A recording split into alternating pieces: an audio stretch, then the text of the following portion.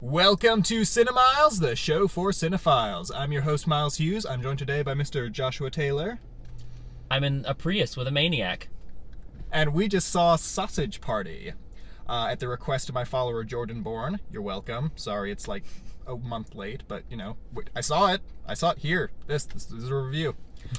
Not what I was expecting, but also exactly what I was expecting. I think you said something similar when we were getting out. Exactly what I was expecting. It's very raunchy, you know? It's Seth Rogen, it's that whole brand. It's like, they try and fit as many curse words into every sentence as possible. They go for the most vulgar, like, lowest common denominator humor. I would be shocked if there was a page of that script that was written by a sober mind. Yes, it felt very much like Seth Rogen and Jonah Hill and all them got high and were like, man, what if our food talked to us? And from there, the plot became this almost satire on like theocracy and the nature of religion. Very high-minded, but through a cloudy filter. Yes, that's a good way to put it. It's all about these food items who live in this grocery store, and they are convinced that they're going to be taken to the eternal beyond by the gods, which are just us as humans. What they don't know is that they get eaten at the end. And some of them eventually find out, and it becomes this very obvious religious debate. Yes. Like, they don't downplay the fact that they're very openly talking about the nature of religion. But they cut it in a way that I think they can speak to the entire American populace. Without they dumb it down quite a lot, but they're still dealing it's in with simplest terms, heavy-handed concepts, I guess. Yeah, exactly. So it's very digestible. Like, you know what they're getting at. Their points are very clear. It's stunning how many good like food-related jokes they fit in there. It is a very funny movie. We should say, like, it's not a lot of haha like belly laughs, but it's like pretty consistent chuckles, if nothing else. Yeah. Every time it makes something that could even be close to a food-related gag or pun, they have like that food item show up in the background thinking that they're talking to them. Like, that joke happens like 5 times. You're laughing at the idea of them writing it more than you're laughing at what they have created with it. Yeah, it's not so much that it's clever or that it's necessarily good on its own, but the fact that it exists is in itself the funny part. That sounds like the most backhanded compliment you could give anything. It's easy to have a bit of a beef with this movie because there's this whole story about how the animators were not fully paid for their work. They had to work overtime and were poorly treated. The animation is simple, but also very complex because the characters look very basic. Yes. But they're doing all this crazy action-adventure stuff and, like, jumping all around, and, like, there's some really brutal stuff that happens in this movie. I mean, you see the trailers, and you see, like, the Saving Private Ryan, you know, homage with... Which was the first brilliant scene. Yes, that was really cleverly done. And there's a couple of moments like that. But then near the end, it turns into, like, this horror movie, almost. Yes. Like, from a certain perspective, and you're not sure who to root for or like what you're supposed to feel about what's happening. You know, the animation changed once into a style that was not 3D, and it was reminiscent of, and I've been trying to think of the guy that did Ren and Stimpy, which I should know. We'll put his name here. Yes, we will fill all of this in. Yeah, it was reminiscent of that. If they didn't use him for the style, they aped the style very perfectly. Mm-hmm. I don't know that I really hated any of it. I mean, it was very pleasant in a weird way. It's trying to be super offensive and like push all these buttons, but I honestly was just sitting there like, yeah, okay. But there were also jokes that your grandmother would tell. There were set up punchlines that would come from an older relative if that older relative just happened to swear a lot. Yeah, and the humor was very touch and go, because sometimes they would come up with these really clever sort of bits, but sometimes it would be so, like, painfully obvious. There's a lot of stupid humor in it. And they frequently went out of their way to over-explain jokes.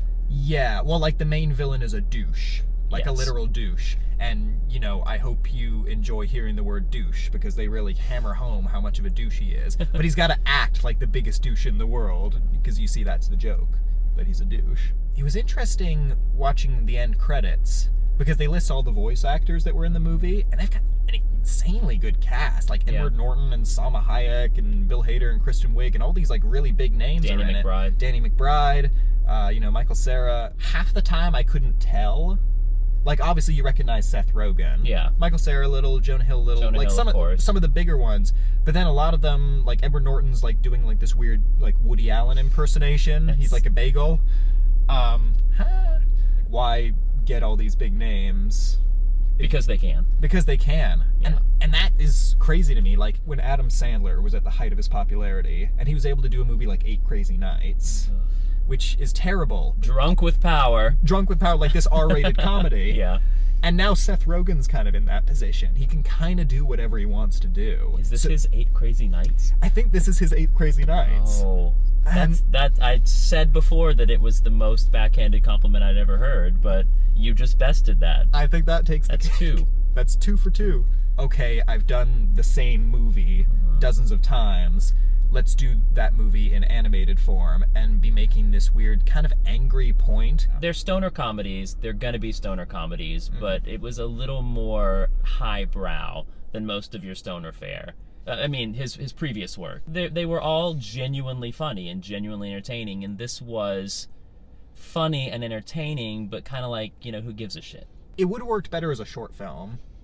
It could have gotten its point across, like, had some really nice animation, scaled back on, like, the gratuitous murder a little bit. Maybe cut the Alan Menken song out. No, that was gold. That was pretty good. That was pretty on point. But then, like, they replay it, like, 4 times. It's like, yeah, okay, I know you're really happy with your song, but, like, It was a very expensive song. It probably was. Alan Menken is not cheap. No. We sat next to a couple that seemed very physically uncomfortable a couple of times. That's true. Into the more religious stuff. Yeah, and that was kind of fascinating because they were more uncomfortable with the religious stuff than they were with like the gratuitous sex or violence or the like overt racism or homophobia God. Or okay, so we need to talk about the fact that this movie is super racist. Not PC in any way. Like, ooh. Anyone you can possibly offend, they will be offended by this film. And you could justify it as one of those things where they're like making fun of racism, but they're also indulging in it a lot, so it doesn't have that effect. It's post-PC. I guess you call it. It's post-PC. Where it's like, it's okay to make these jokes again because we're doing them ironically. We know, we get it. We know that we're being offensive, but here's this offensive joke. The whole thing with like the bagel and what was it? The lavash. That's like Arab terrorist jihad caricature, and the bagel is like the most Jewish character ever put on screen. Edward Norton. A lot of the time, it felt like it was trying to be offensive for the sake of being offensive, rather than having an actual point to make. They sort of end on this whole, well, it's fine if you give them hope. But then, like, their version of hope is so morbid and, like, horrifying. And then it just ends on, like, this weird meta joke that, maybe sets up a sequel. God, would you recommend this movie? I would recommend watching this movie on demand. Yeah, that's what I think. You don't have to rush out to see it in theaters. And it's near the end of its theatrical run anyway. It's worth watching because there's not another movie like it. Yeah. It does, like, it's trying to go for a similar feel of something like the South Park movie or something where it's like the edgier animation and it's trying to be edgy. And I wouldn't say it succeeds at everything it's trying to do, but it is funny. And if you're into this brand of humor, it's pretty easy to turn your brain off and just enjoy it for what it is and what it's trying to do. Well, thank you so much for watching. Be sure to like, share, comment, subscribe. Thank you very much for participating in this talk with me. Oh, thank you, sir. You are most welcome. And yeah, stay tuned for more. Peace!